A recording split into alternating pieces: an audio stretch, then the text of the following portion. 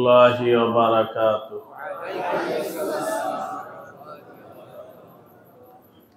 بسم الله الرحمن الرحيم. الحمد لله رب العالمين والعاقبة للمتقين والصلاة والسلام على سيد الأنبياء والمرسلين وعلى آله وأصحابه أجمعين. أما بعد فأعوذ بالله من الشيطان الرجيم. بسم الله الرحمن الرحيم. وأما الذين فسقوا فمأواهم النار كلما أرادوا أن يخرجوا منها أعيدوا فيها وقيل لهم ذوقوا عذاب النار الذي كنتم به تكذبون. آمنت بالله صدق الله مولانا العظيم. নেত্রকোনা কেন্দুয়া উপজেলা মসজিদ কর্তৃক আয়োজিত আজকের এই মহতি ইসলাহি মজলিসে উপস্থিত হযরত উলামায়ে কেরাম, মুরব্বিয়ানে কেরাম, যুবক ভাইরা, আল্লাহ রব্বুল আলামিনের দরবারে অসংখ্য শুকরিয়া যে আল্লাহ রব্বুল আলামিন মেহেরবানি করে দয়া করে আমাদেরকে আজকের এই মুবারক মজলিসে আসার বসার তৌফিক দান করেছেন। সকলে শুকরিয়া আদায় করে বলি আলহামদুলিল্লাহ। আমি আপনাদের সামনে পবিত্র কোরআনে কারিমের সূরাতুস সিজদাহ এর 20 নম্বর আয়াত তেলাওয়াত করেছি। এই আয়াতকে সামনে রেখে কিছু কথা বলা হবে। আল্লাহ পাক আমাদেরকে মন দিয়ে শোনার, মানার, আমল করার তৌফিক দান করেন। আমিন। আমার ভাইরা, মানতে হবে। আল্লাহ তাআলা মানার ভেতরে কামিয়াবি রাখছে, আর অবাধ্যতা, অমান্যতা এর মধ্যে নাকামিয়াবি আছে। আল্লাহ পাক বলেন, আমি কোরআনে কারিমের এই আয়াতের লম্বা তাফসীর বলবো না, সংক্ষেপে। ওয়া আম্মাল্লাযীনা ফাসাকু, শুনে রাখো তোমরা, নিশ্চয়ই যারা অবাধ্যতা করেছে, আমার আল্লাহকে মানে নাই, রাসূলকে মানে নাই, কোরআন মানে নাই, অবাধ্য হইছে। ওয়া আম্মাল্লাযীনা ফাসাকু ফামাওয়াহুমুন নার, তাদের ঠিকানা হবে জাহান্নামের আগুন।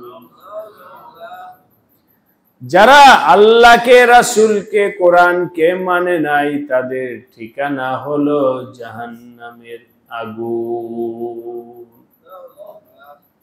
আগুন, জাহান্নামের আগুন অনেক কঠিন।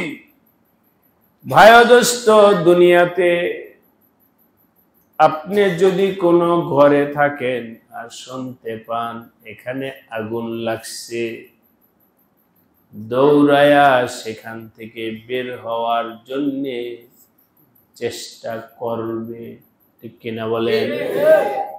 বাসের মধ্যে আগুন লাগিয়া গেছে, দরজা দিয়া বের হবে, দেরি হবে, জানালা দিয়া ভাঙ্গা লাফ দিয়া বের হয়, কারণ আগুন যদি আমার গায়ে লেগে যায় কষ্ট হবে। আগুন থেকে মানুষ পলায়ন করতে চায়, বাঁচতে চায়, মুক্তি চায়। অবাধ্য যারা, তাদেরকে যখন জাহান্নামের আগুনের মধ্যে নিক্ষেপ করা হবে, তারাও সেখান থেকে বের হওয়ার জন্য চেষ্টা করবে। আমি আপনি যেমন ঘর থেকে লাফ দিয়া বের হয়ে যাই, বাস থেকে বের হয়ে যাই, তারাও সেখান থেকে বের হইতে চাইবে। কুল্লামা আরাদু আন ইয়াখরুজু মিনহা, যখনই তারা সেখান থেকে বের হইতে চাইবে, ওয়াইদু ফিহা, বের হতে দেওয়া হবে না, আবার সেখানে ফিরাইয়া দেওয়া হবে, পারবে না বের হইতে। আচ্ছা, আপনাদেরকে একটু জিজ্ঞাসা করি, এই জাহান্নামের আগুনে গেল কি কারণে? আল্লাহকে মানার কারণে না না মানার কারণে? আমরা সবাই মানার চেষ্টা করব ইনশাআল্লাহ। সাহাবায়ে কেরামের ভেতরে মানার যোগ্যতা ছিল, তারা যা শুনছেন তাই মানছেন, যা শিখছেন তাই মানছেন, নবীজি থেকে যা দেখছেন নবীকে ওইটার উপরে নিজের জীবন কাটাইছে। আজকে ভাই ও দোস্ত, ওয়াজ মাহফিল আছে, বয়ান আছে, বই পুস্তক আছে, অনেক কিছু আছে। রাহগাই রুসমে আজারো হে বেলালি না রহি, ফলসফা রাহগাই তলকিনে গজালি না রহি। বয়ান আছে, আমল নাই, কথা আছে, মানা নাই, লিখা আছে, জিন্দেগি পরিবর্তন নাই। আল্লাহ আজকে আমাদের এই মজলিসে উপস্থিত সবাইকে মাননেওয়ালা হওয়ার তৌফিক দান করেন, আমিন।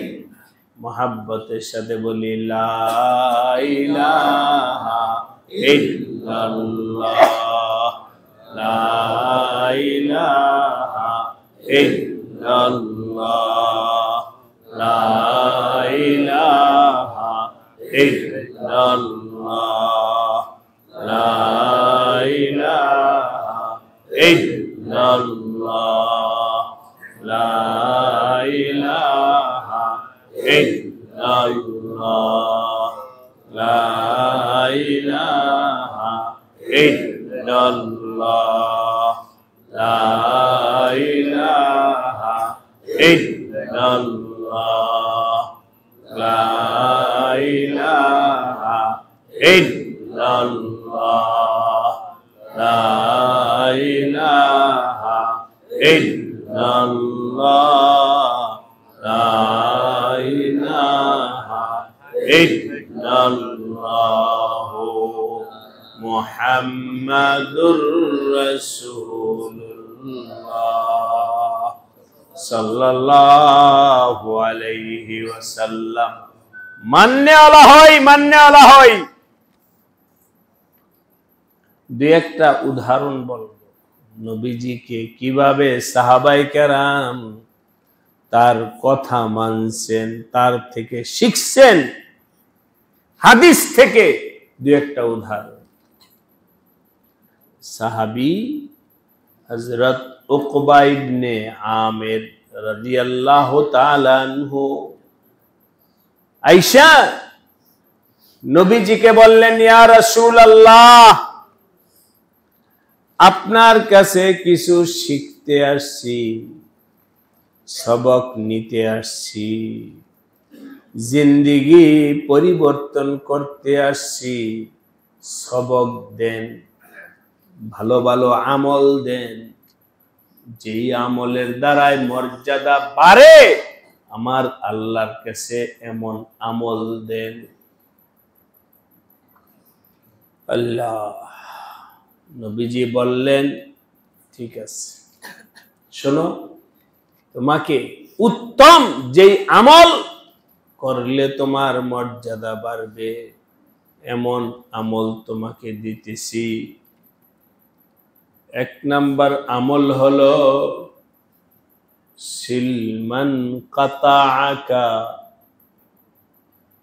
যার সাথে তোমার আত্মীয়তার সম্পর্ক আছে, তোমার ভাই, তোমার বোন, তোমার ফুফু, তোমার খালা, তোমার চাচা, তোমার প্রতিবেশী, যার সাথে তোমার সম্পর্ক আছে আত্মীয়তার, কোনো কারণে ওই আত্মীয় তোমার সম্পর্ক কাইটা দিছে, তোমার সম্পর্ক রাখে নাই, তোমার দায়িত্ব হলো ওই আত্মীয়র সাথে তুমি আগে বাইরা সম্পর্ক ধইরা রাখবা।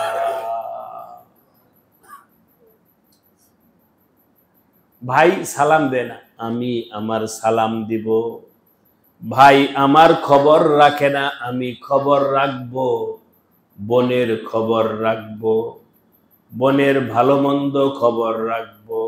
আরো আত্মীয় স্বজন যারা আছে, আত্মীয় স্বজনের সাথে সম্পর্ক ঠিক রাখো। রাজি আছি? ইনশাআল্লাহ। সবাই রাজি আছি? ইনশাআল্লাহ। রাগ গোসা কইরা বোনের সাথে সম্পর্ক কাইটা দিও না, ভাইয়ের সাথে সম্পর্ক কাইটা দিও না, আত্মীয়তার সম্পর্ক কাইটো না। আমার ভাই, যদিও এটাকে আমরা ছোট কইরা দেখি, কিন্তু ইসলাম এটাকে অনেক বড় কঠিন কইরা দেখছে। অন্য হাদিসে আসছে, নবীজি বলেন, কেউ যদি নিজের আত্মীয়ের সাথে সম্পর্ক কাইটা দেয়, আমি আল্লাহ তার সাথে আমার সম্পর্ক কাইটা দিব। আরেকবার বলেন নাউজুবিল্লাহ। আমার আল্লাহর সাথে সম্পর্ক যদি ছিন্ন হয়ে যায়, বলেন তো দেখি ওই ব্যক্তির জন্য খায়ের মঙ্গল আছে?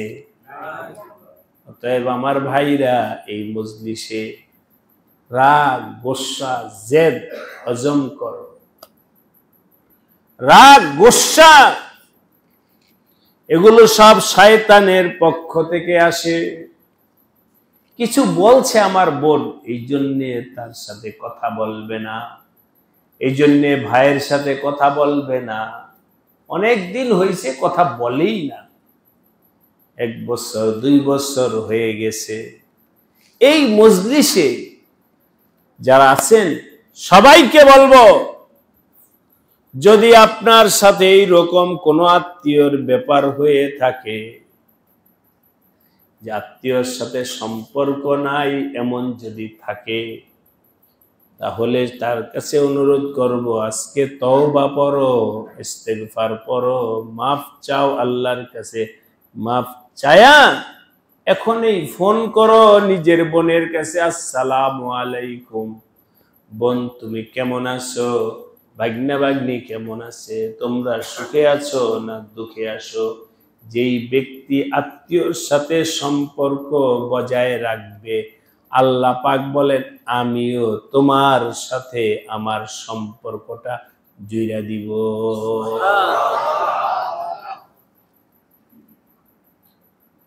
আমি আপনাদেরকে জিজ্ঞাসা করি, এই রোগ আমাদের সমাজে আছে কি নাই?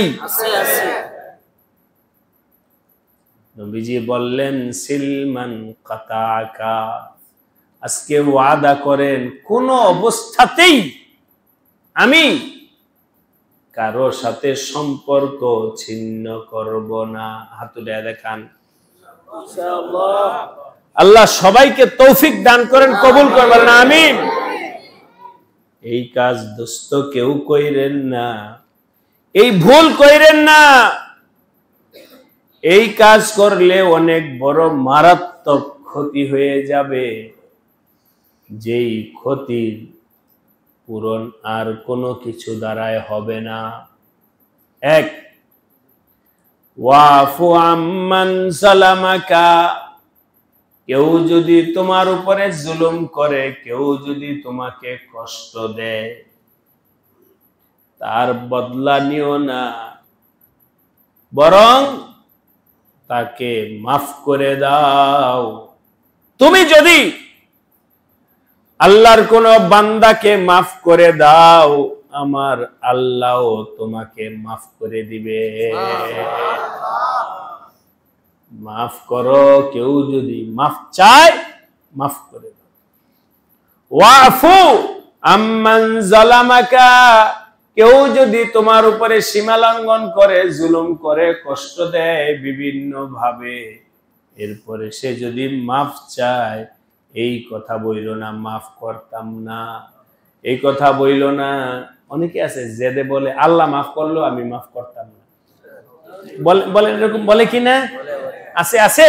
দেখছেন শয়তান কিভাবে কান্দে সাওয়ার হইছে, কত বড় কঠিন কথাটা বলল, আল্লাহ মাফ করলেও আমি মাফ করব না। আমাদের যেহেতু আমার ব্যক্তিগত হয় আমি বলতেছি, ভাই ও দোস্ত, সাধারণ সমাজের মানুষের সাথেই চলাফেরা, ওসিয়ত কইরা যায়, নসিহত কইরা যায়, আমি মারা গেলে ও যেন আমার মুখ না দেখে। বলে আমি মারা গেলে আমার জানাজার নামাজে যেন সে না আসে, বলে কিনা? সাবধান, এই ধরনের কথা বললে আপনার মর্যাদা বাড়বে না, বরং মর্যাদা কমবে। ঠিক কিনা বলেন? কেউ যদি অন্যায় করে মাফ করে দাও, মাফ করো। তুমি যদি আল্লাহর বান্দাকে মাফ করে দাও, তাহলে আমার আল্লাহ তোমাকে মাফ করে দিবে। হযরত শাইখুল হাদিস জাকারিয়া রাহমাতুল্লাহ আলাইহির কাছে এক সালেক জিজ্ঞাসা করে, হুজুর আপনি যে সবক দিলেন, তোমার ভাই যদি অন্যায় করে, তোমার বোন যদি তোমার সাথে অন্যায় করে, মাফ চায়, মাফ কইরা দিও। তোমার কর্মচারী যদি তোমার কাছে মাফ চায়, মাফ কইরা দিও। কয়বার মাফ করব? একবার অন্যায় করছে, মাফ চাইছে, মাফ করে দিছে, আবার অন্যায় করছে, আবার মাফ করছি, আবার অন্যায় করছে, আবার মাফ করছি। হুজুর বলেন তো কয়বার মাফ করব? হযরত শাইখুল হাদিস জাকারিয়া রাহমাতুল্লাহ আলাইহি বলেন, কয়বার মাফ করবা? আপনারা কি মন দিয়ে শুনতেছেন? কথা বুঝতেছেন? হযরত বলেন, এটারও উত্তর দিতে হবে আপনাদের। হযরত শাইখ জাকারিয়া রাহমাতুল্লাহ আলাইহি ওই সালেককে বললেন, তুমি তোমার জীবনে কতটা গুনাহ করছো, তুমি আল্লাহর কাছে কতবার মাফের আশাবাদী, তুমি আল্লাহর কাছে যতবার মাফের আশাবাদী, আল্লাহর বান্দাকেও ততবার মাফ কইরা দাও। কি ভাই, এখানে কোন সমঝদার আমার দ্বীনি ভাইরা এমন কেউ আছে যে আল্লাহর কাছে একবার গুনাহ কইরা মাফ চাইছে, আবার ওই গুনাহটা করছে, আবার মাফ চাইছে, আবার গুনাহটা করছে, আবার মাফ চাইছে, এরপর বলে না আর গুনাহ করলে আল্লাহ আর মাফ করে দেওয়ার দরকার নেই, আমি তো 10 বার মাফ চাইছি, তুমি মাফ করছো, আর করার দরকার নেই। এমন হাজার বার তওবা শিকস্ত হস্তি বাজ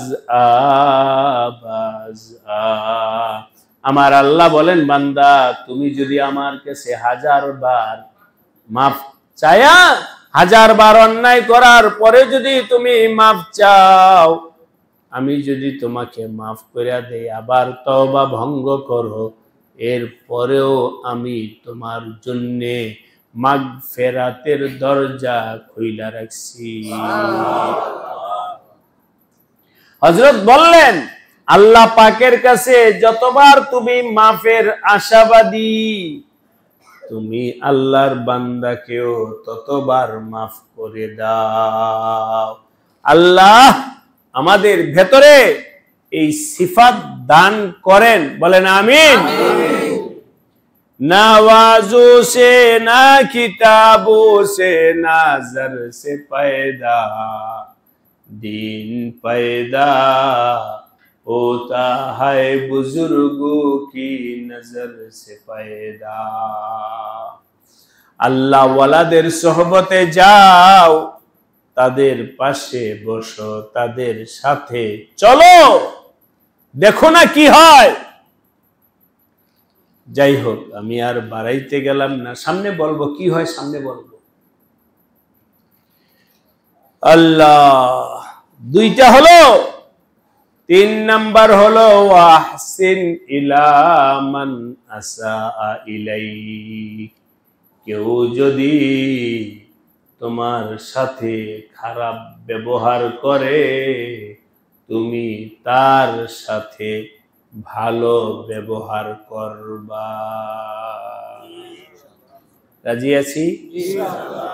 কেউ যদি তোমার সাথে ভালো ব্যবহার না কইরা খারাপ ব্যবহার করে, তুমি তার সাথে ভালো ব্যবহার করবা। ওকবা যাও, এই 3টা আমল নিয়ে যাও। এই 3টা আমল যদি তুমি করো, আল্লাহ পাকের কাছে তুমি মর্যাদাওয়ালা হয়ে যাইবা। রাজি আছি? 1 নাম্বার হলো আত্মীয়দের সাথে সম্পর্ক ঠিক রাখবো। 2 নাম্বার হলো কেউ যদি অন্যায় করে তাকে মাফ কইরা দিও। 3 নাম্বার হলো কেউ যদি খারাপ ব্যবহার করে, তার সাথে ভালো ব্যবহার। বাস, ও মাননেওয়ালা হয়ে গেছে। সাহাবী আমল নিয়ে চলে গেছে দোস্ত, সারা জীবন এই আমল এর উপরে ছিলেন, সারা জীবন এই আমলের উপরে ছিলেন। আজকে আপনাদেরকে আফসোসের সাথে কথা বলতেছি, শুধু আপনারা নয়, সারা বাংলাদেশে একই অবস্থা, সারা দুনিয়াতে একই অবস্থা।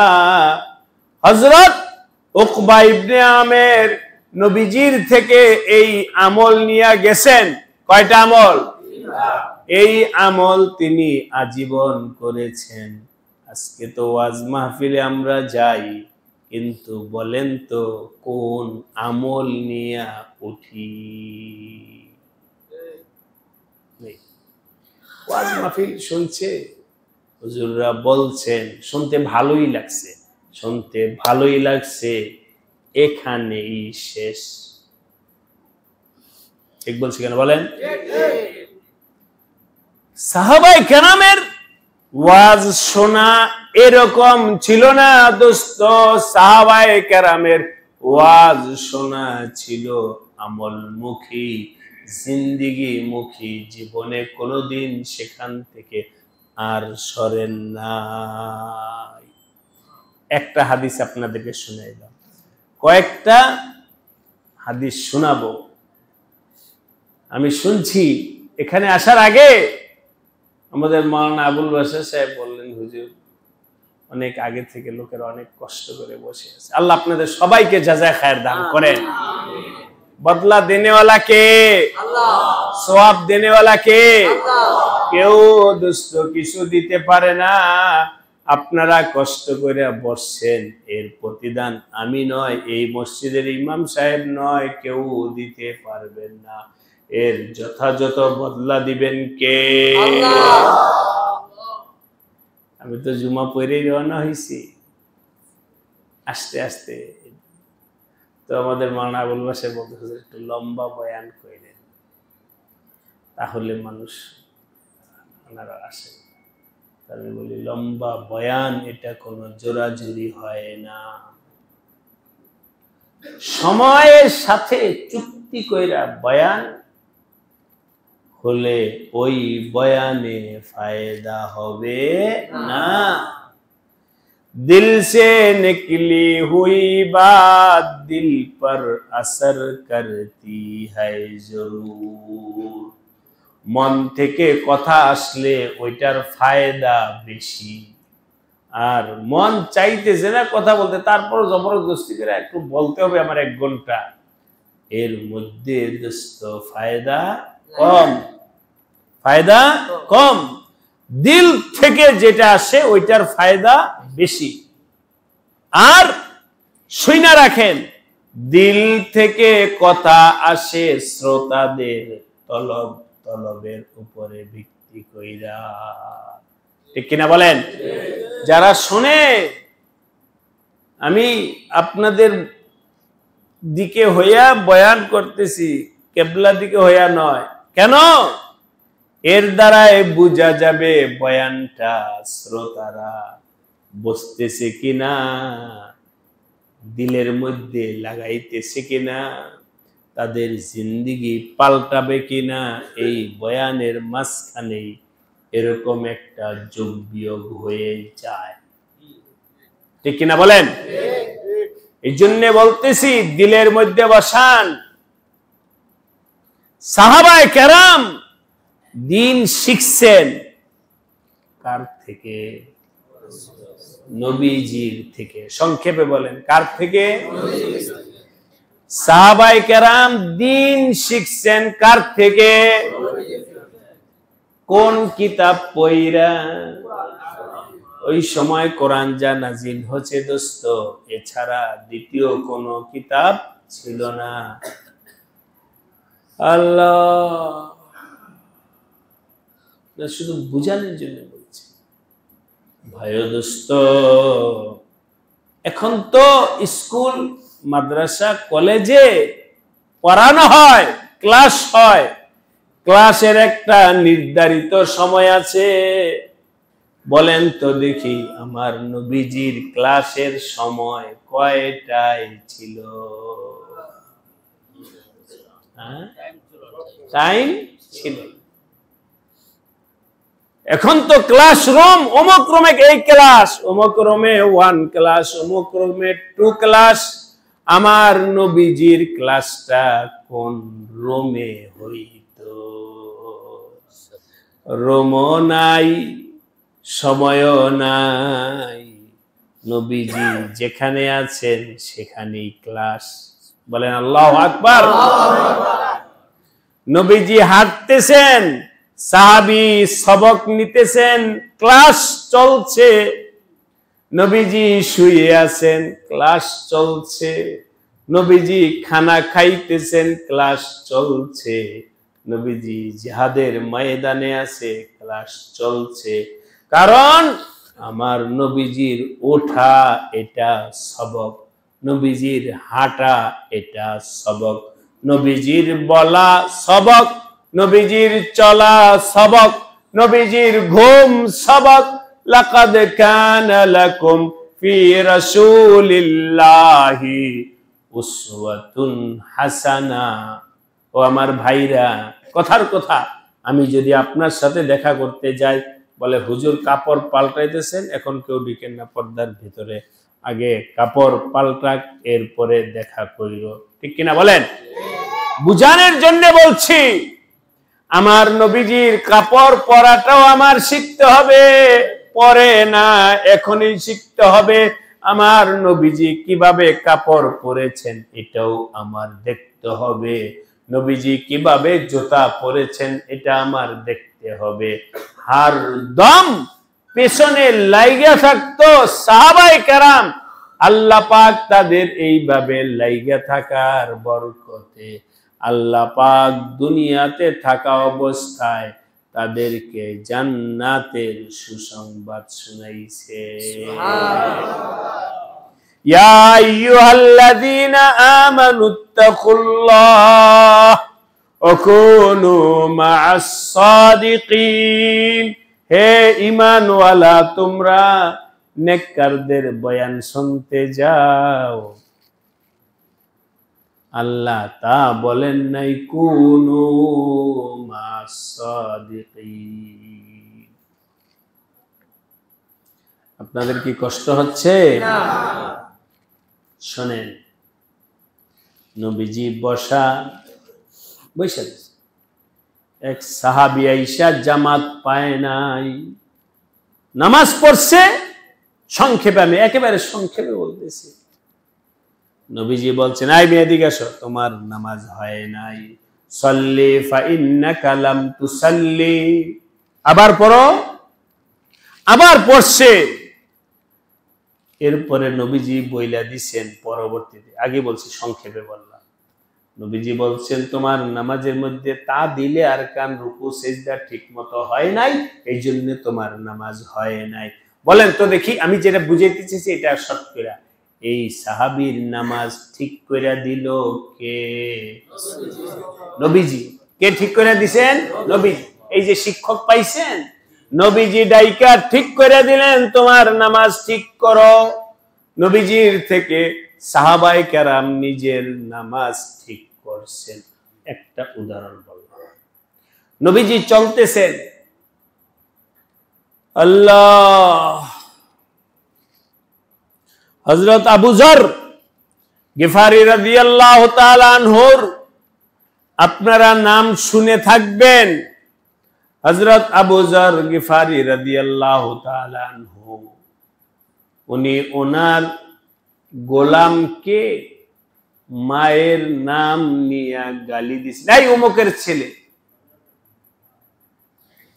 নবীজি পেছন থেকে ধমকি দিয়া বলছেন, আবু যর,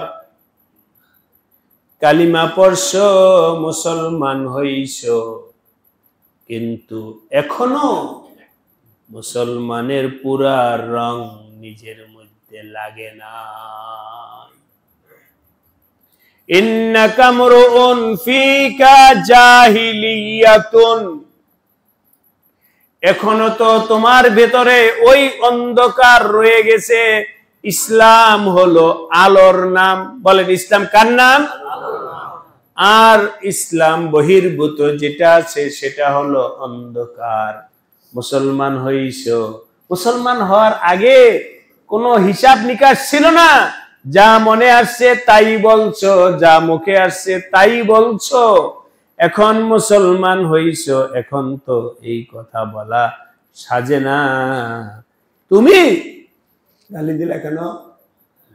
তোমার গোলামকে গালি দিলে কেন?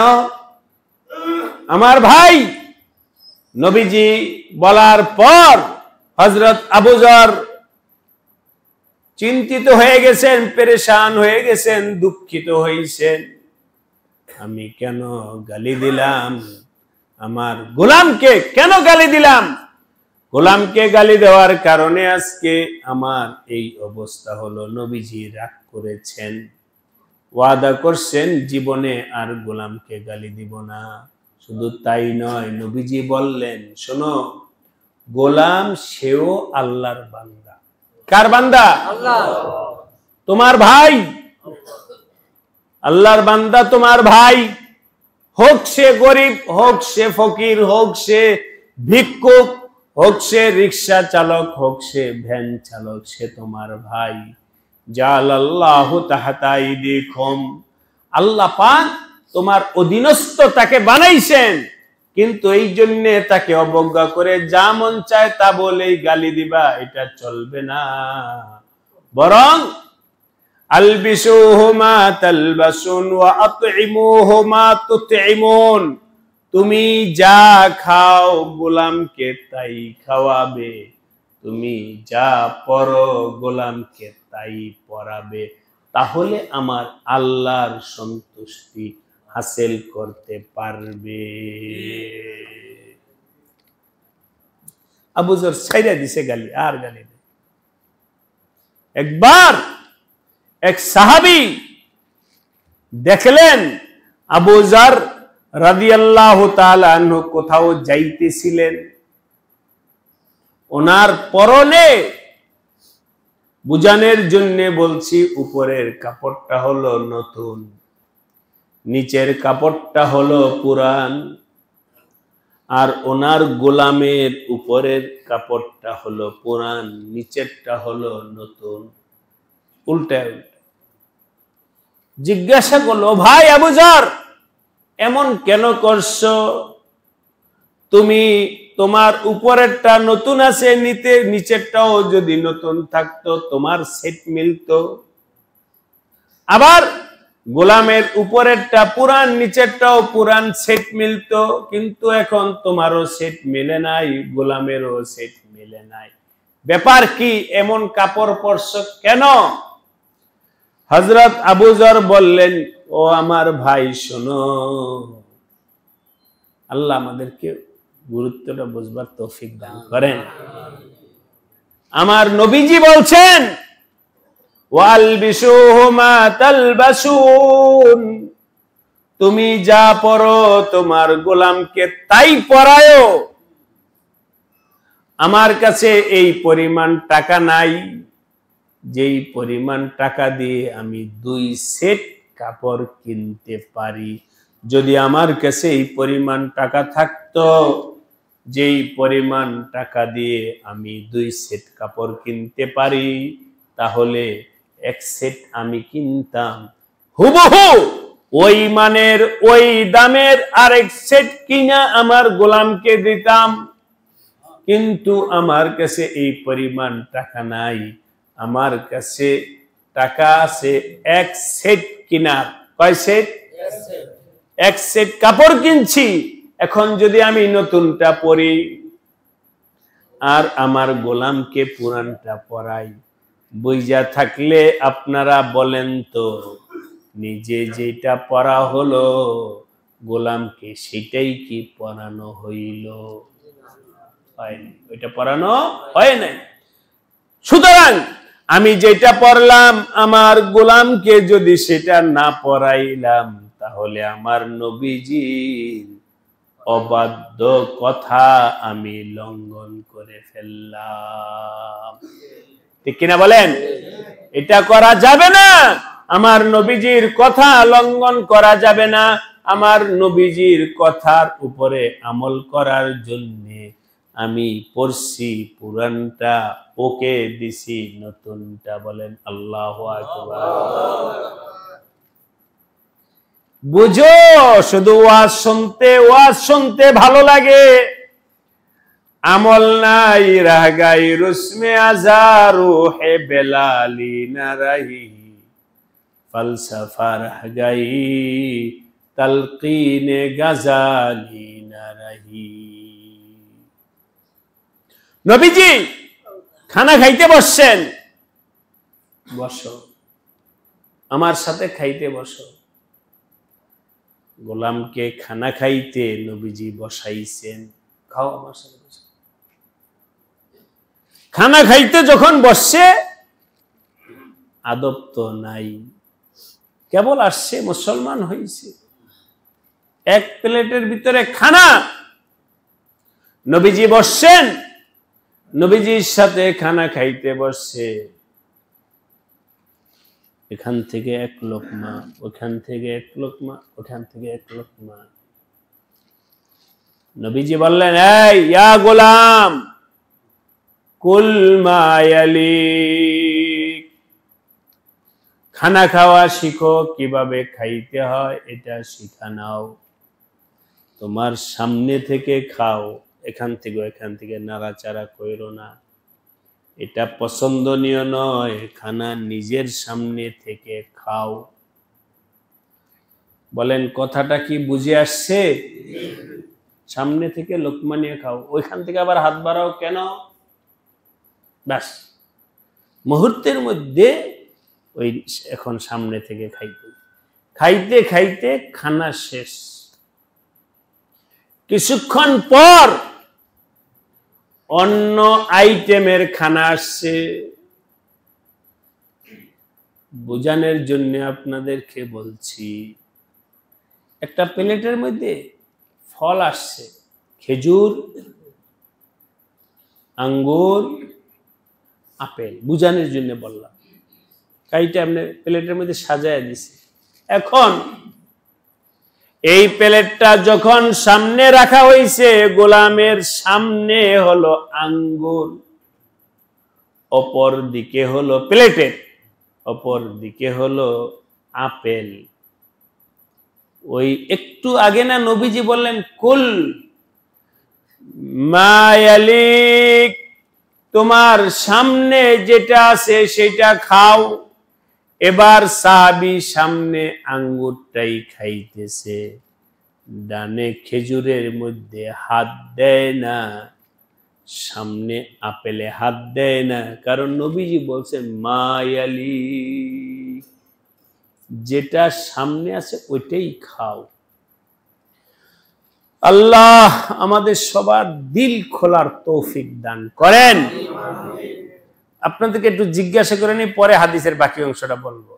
এই সাহাবী, তার সামনে আঙ্গুর, সে আপেলে কেন হাত বাড়াইতেছে না বলেন? ওই যে নবীজি বলছেন প্লেটের মধ্যে এদিক সেদিক হাত ঘুরায়ও না, নবীজির কথা মানার জন্য দোস্ত সামনেই খাইতেছে, অপর দিকে হাত বাড়ায় না। দেখো মানা কাকে বলে, মানা কাকে বলে। নবীজি মুস্কি হাসি দিয়া বললেন, এই মিয়া, ওই আপেলের দিকে হাত বাড়ায় খাও। বলেন আল্লাহু আকবার। বুঝছেন তো কেন সে আপেলে হাত বাড়াইতেছে না? কারণ একটু আগে বলছি, নবীজি বলছেন এই জন্য হাত বাড়াইতেছে না। এখন মুহাদ্দিসিনে কেরাম, আমাদের ওলামায়ে কেরাম দোনো হাদিসের উপরে আমল করার জন্য এইভাবে তরতিব বলছেন। খানার যদি এক আইটেম হয়, কয় আইটেম? তাহলে সামনে থেকে খাও, ডানে বামে হাত বাড়ায়ও না। আর খানা যদি একাধিক আইটেমের হয়, তাহলে অন্যদিকে অন্য খানা, কথার কথা, এই সাইডে গোশত, ওই সাইডে শাক। যদি শাক খাইতে চাও, ওইখান থেকে হাত বাড়ায় নিয়ে খাইতে পারবা। আমার বলার উদ্দেশ্য ছিল এই, ও ভাইরা বলেন, সাহাবাদের শিক্ষক ছিলেন কে? আমাদের নবীজি। নবীজির কাছে সাহাবায়ে কেরাম আমল শিখছেন, নবীজির কাছে সাহাবায়ে কেরাম কথা বলা শিখছেন, নবীজির কাছে সাহাবায়ে কেরাম খানা খাওয়া শিখছেন। ঠিক কিনা বলেন? কিভাবে খাইতে হয় নবীজির কাছে সাহাবায়ে কেরাম হাতে কলমে শিখছেন। কাউকে গালি দেওয়া যাবে না, নবীজির কাছে শিখছেন। নামাজ কিভাবে পড়তে হবে কার কাছে শিখছেন? নবীজির কাছে শিখছেন। এখানে যারা আছেন, আমি তো কাউকে এরকম বিশেষভাবে কাউকে নাম নিয়ে বলতে পারবো না, চিনি না, হয়তো পরিচিত দুই একটা মুখ আছে। আমার ভাই ও দোস্ত, আপনাদেরকে যদি জিজ্ঞাসা করি কালিমাটা কার কাছে শিখছেন বলেন? ওযুটা কার কাছে শিখছেন? নামাজটা কার কাছে শিখছেন? খানা খাওয়া কারো কাছে শিখছেন কিনা? নিজের জিন্দেগিটা কিভাবে চালাইতে হবে কারো কাছে শিখছেন কিনা? অধিকাংশ ক্ষেত্রে উত্তর হবে না, না, না, না। শিক্ষক নাই, শিক্ষক নাই, শিক্ষক নাই। কার কাছে নামাজ শিখছেন? আমার যতটুকু মনে হয়, এই মসজিদে কোন এক সময় বয়ানের সময় বলে গেছিলাম, এখনই আমার মনে হলো, ভাই ও দোস্ত, নিজের মতো কইরা আমল কইরো না, এখনো সুযোগ আছে।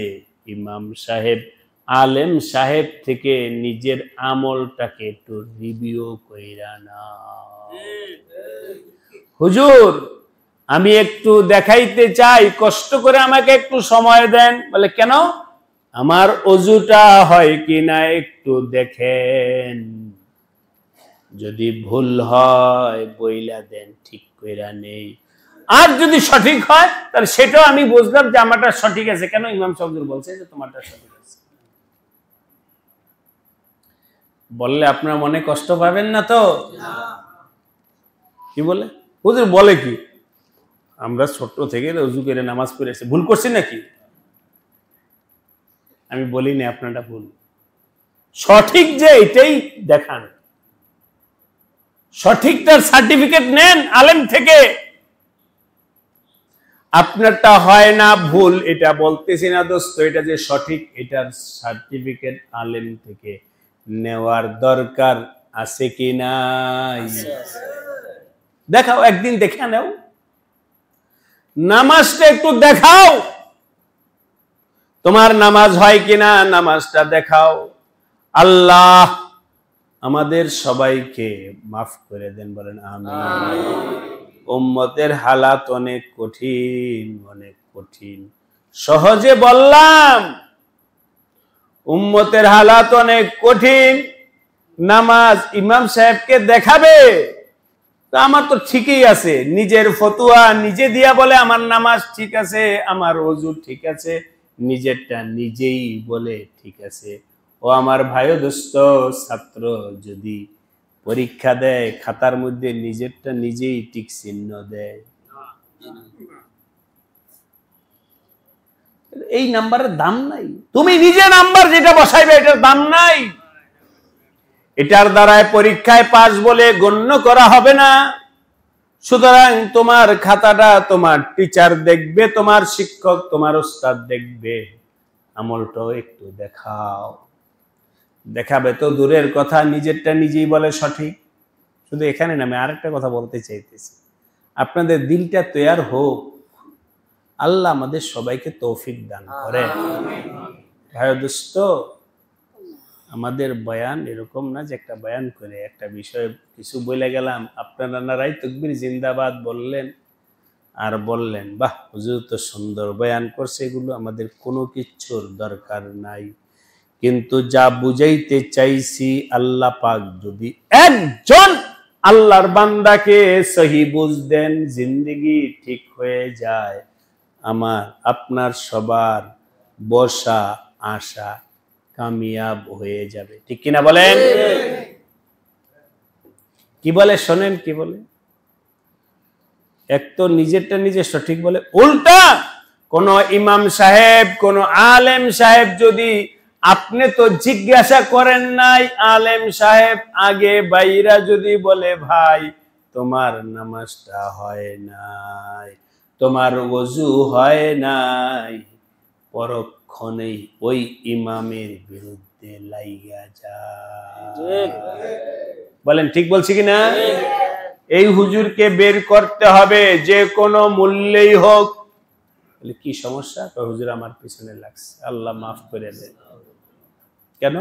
এই যে আমার নামাজটা ঠিক হয়নি বলছে, এটা হুজুরে আমার বিরুদ্ধে লাগছে। হুজুর আমার বিরুদ্ধে লাগছে, যে কোনো মূল্যে হোক এই হুজুরকে এখান থেকে বের করতে হবে। একটু জিজ্ঞাসা করি, এমন মন মানসিকতার লোক এই জমানায় আছে কি নাই? বানায় বলি নাই তো? আল্লাহ মাফ করে দেন। এবার বলেন যেই উম্মতের এই হালাত, ওই উম্মতের ইসলাহ হেদায়েত কিভাবে হবে একটু আপনারাই বইলা দেন। আল্লাহ পাক ভালো জানেন হেদায়েতের কি সুরত হইতে পারে। ও আমার ভাই ও দোস্ত, আজকে ঢাকায় জুমা পড়াই, এখানেও বলছি দাম্ভিকতা ভুলে যাও। আমি পয়সাওয়ালা, আমি অমুক, আমি তমুক, এগুলো সব ভুলে যাও। বলো বলো আমি গোলাম। কি কি বলবো? পারবো বলতে? मिटा दो अपनी हस्ती को, अगर कुछ बनना चाहो নিজের টাকা পয়সার বাহাদুরি ভুইলা যাও, নিজের ক্ষমতার বাহাদুরি ভুইলা যাও, নিজের শক্তির বাহাদুরি ভুলে যাও, নিজের বংশের বাহাদুরি ভুলে যাও, নিজের জায়গা সম্পত্তির বাহাদুরি ভুলে যাও। এগুলোর 5 পয়সাও দাম নাই, ঠিক কিনা বলেন? মুহূর্তের মধ্যে সব খতম হয়ে যাইতে পারে। পদ পদবী টাকা পয়সা সব মুহূর্তের মধ্যে খতম হয়ে যাইতে পারে। এই চোখে কত ফকির, কত আমির ও বাদশাহ টাকাওয়ালাকে ফকির দেখলাম, দেখছেন কিনা? কত ক্ষমতাওয়ালা এখন ভিখারির ঝুলি নিয়ে ঘরে, কেউ তাকে জিজ্ঞাসা করে না, ঠিক কিনা বলেন? যার আগে পরে সিকিউরিটি ফোর্স থাকতো, যার আগে পরে অনেক সিকিউরিটি থাকতো, গোয়েন্দা অমুক তমক তমক তমক, এখন কেউ জিজ্ঞাসা করে না। এমন নজির দুনিয়াতে আছে কিনা বলেন? কি নিয়ে বাহাদুরি করো? मिटा दो अपनी हस्ती को अगर कुछ बनना चाहो, फखर अहंकार बहादुरी भूला गुलाम हो, गुलाम हो, गुलाम हो। मिटा दो अपनी हस्ती को अगर कुछ बनना चाहो, किसु यदि होइते चाओ निजेर आमित्वके मिटा दाओ, बुजुर्गी की नहीं हमको जरूरत, गुलाम अपना बना हमको खुदाया। दुनियाते पद पदवीर कोनो दरकार नाई, इज्जत शोहरत कोनो किछुर दरकार नाई। हे अल्लाह तुम्हार गुलाम बनाओ, गुलाम बनाओ, गुलाम बनाओ। बोलेन आमीन, आमीन। गुलाम हओ, गुलाम हओ, गुलाम हओ। एक মনিব কিনে আনছে, বাজার থেকে গোলাম কিনে আনছে, বাজার থেকে মনিব গোলাম কিনে আনছে। কিনে আনার পর জিজ্ঞাসা করে, বাবা শোনো, তোমাকে কিনে আনছি, তোমার তো কিছু দায়িত্ব আমার উপর আছে, আমারও কিছু দায়িত্ব তোমার উপর আছে, তুমি কি খাও? কথার কথা এখন মজা করে বুঝানোর জন্য, রুটি না ভাত? তোমার পছন্দের খাবার কি বলো, তোমার পছন্দের লেবাস কি বলো, তুমি কি নামে ডাক দিলে তুমি পছন্দ করবা বলো। মনিব গোলামকে জিজ্ঞাসা করার পর গোলাম চোখ বন্ধ করে কিছুক্ষণ পর গোলাম মাথা উঠায়া বলেন, মনিব শোনেন, আমার পরিচয় হলো গোলাম। আমার পরিচয় কি? গোলাম। আমাকে আপনি কিনে আনছেন, আমার পরিচয় হলো আমি গোলাম। আর গোলাম ওই ব্যক্তিকে বলা হয় যার নিজস্ব কোনো পছন্দ নাই। গোলাম কাকে বলে? যার নিজস্ব কোনো পছন্দ নাই। আপনি বলছেন খানা পছন্দ কি? পছন্দ নাই। কাপড়ের পছন্দ নাই, নামের পছন্দ নাই। আপনি আমার মনিব, যা খাওয়াবেন তাই খাবো, যা পরাবেন তাই পরব, যেই নামে ডাকেন সেটাতেই আমি খুশি।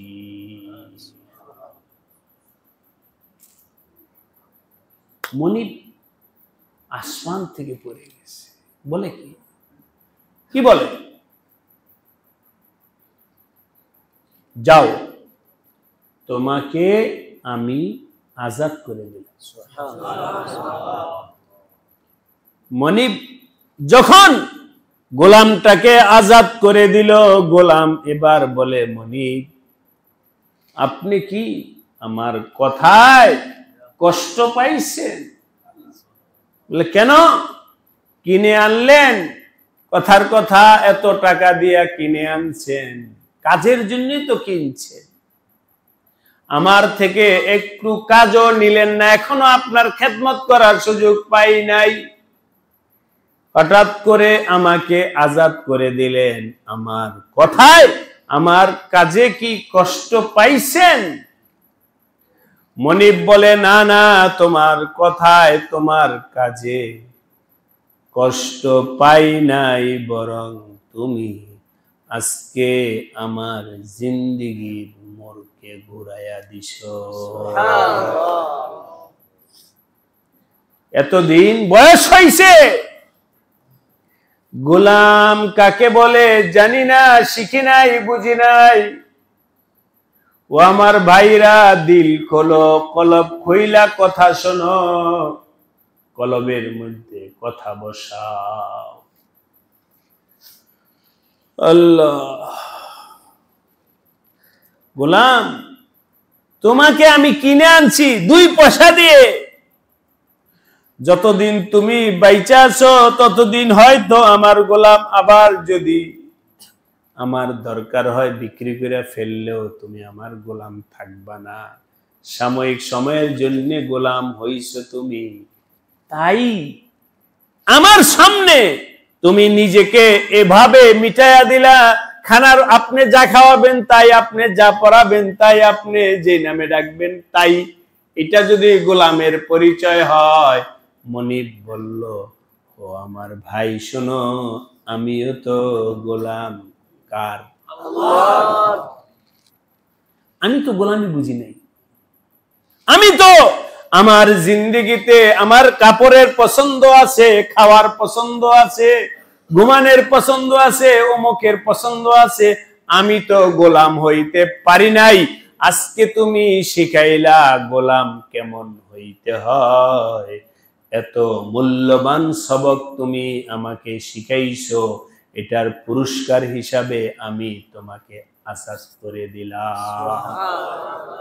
আর ওয়াদা করলাম আজকে থেকে যতদিন বাইচা থাকি ততদিন আমি আমার আল্লাহর গোলাম হয়ে থাকবো, আল্লাহর গোলাম হয়ে থাকবো, আল্লাহর গোলাম হয়ে থাকবো। আল্লাহর পছন্দের বাহিরে যাব না, আল্লাহর পছন্দের বাহিরে যাব না, আল্লাহর হুকুমের বাহিরে যাব না। আমি আর কাউকে পছন্দ করব না, আমি আমার আল্লাহর গোলাম হয়ে থাকবো। আল্লাহ আমাদের সবাইকে তৌফিক দান করেন। কার গোলাম হব? আল্লাহ। নিজস্ব পছন্দকে ভুলে যাও, বংশের আভিজাত্যকে ভুলে যাও, সমাজকে ভুলো। মুসলমানি বুয়াদ গর্দন নেহাদন, এনানে খুদরা বদস্তে খাজা দাদন। নিজেকে উঠায় দাও, নিজের জিন্দেগির মধ্যে লাগাম লাগায়া, লাগামটা কোন আল্লাহওয়ালার হাতে উঠায়া দাও। আল্লাহওয়ালা যদি ডান দিকে টান দে, ডান দিকে চলো, বাম দিকে টান দে, বাম দিকে চলো, মাইনা চলো, মাইনা চলো। এই মানার বদৌলতে আল্লাহ জান্নাত দান করবে। আর যদি না মানো, ওয়াম্মাল্লাযীনা ফাসাকু ফামাওয়াহুমুন নার। যদি অবাধ্য হও, মানার যোগ্যতা যদি না আসে, ফামাওয়াহুমুন নার, জাহান্নামের আগুনে যাইতে হবে, বাঁচার কোনো উপায় নাই। ভাই দোস্ত, আল্লাহ আমাদের সবাইকে মানার তৌফিক দান করেন। এটা একটা যোগ্যতার নাম, নিজেকে মিটানো, নিজেকে বিলীন করে দেওয়া, এটা একটা যোগ্যতার নাম। এই যোগ্যতাটা স্কুল, কলেজ, ইউনিভার্সিটি, বই পুস্তক, ফেসবুক, ইন্টারনেট, গুগল আর কি ইউটিউব, এই সমস্ত জিনিসের মধ্যে পাওয়া যায় না। মনে রাখো, ये दौलत नहीं मिलता है बादशाहों की खजीने में। বাদশাদের রাজ সিংহাসনে আমার আল্লাহর মহাব্বত, আল্লাহকে মানার যোগ্যতা, এই সম্পদ রাজ সিংহাসনে পাওয়া যায় না। ये दौलत नहीं मिलता है बादशाहों की खजीने में। কোথায় পাওয়া যাবে? সোহবতে সালেহ তোরা সালেহ কুনাদ, সোহবতে সালেহ তোরা সালেহ কুনাদ, এক জমানা সোহবতে বা আউলিয়া, বেহতেরা সব সালে তাআত বেরিয়া। আল্লাহ ওয়ালাদের মজলিসে যাও, আল্লাহ ওয়ালাদের মজলিসে যাও। সাইয়েদনা আমিরুল মুমিনিন হযরত ওমর নবীজির মজলিসে যখন আসছে, যেই ওমর নবীজির হত্যা করার জন্য আসছিল, क्या नजर थी जो नाते खुद राह पर औरों का हादी बन गए, क्या नजर थी जिसने मुर्दों को मसीहा कर दिया। धप धप করে ওমর আসছে, নবীজি সাহাবাদেরকে নিয়ে কথা বলতেছে, আচ্ছা ধপ করে দরজার মধ্যে থাপ্পড় দিছে। সাহাবায়ে কেরাম জিহ্বার মধ্যে কামড় দিয়ে দিয়েছে, ইয়া রাসূলুল্লাহ বাঁচার উপায় নাই। কেন? বাড়ির আওয়াজেই বোঝা যায় এটা কার হবে? ওমরের আওয়াজ হবে। আজকে আমাদের উপায় নাই, কি করা যায়? নবীজি বললেন দরজা খুলে দাও, হয়তো ফয়সালা উপরওয়ালা অন্য ফয়সালা করতে পারেন। দরপেশানি নে তরিকত রোকো দরিয়া कर दिया, दिल को रोशन कर दिया, खो को बीना कर दिया। দরজা খোলো। খুলছে। নবীজির চেহারা মোবারকের নজর যখন হযরত ওমরের উপরে পড়ছে, আল্লাহ ওমরের দিলের পর্দা খুলে দিয়েছে। এসব বই পুস্তক পড়ে হবে না। আল্লাহ ওয়ালাদের সোহবতে যাও, সান্নিধ্যে যাও, কিছু তাদের সাথে চলো চলো।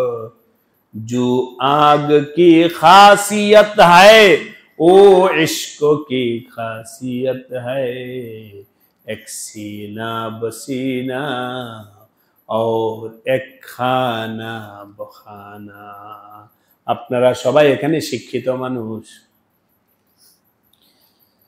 আল্লাহ মাফ করে দেন। আমিন। ভালোবাসা, ইশক, প্রেম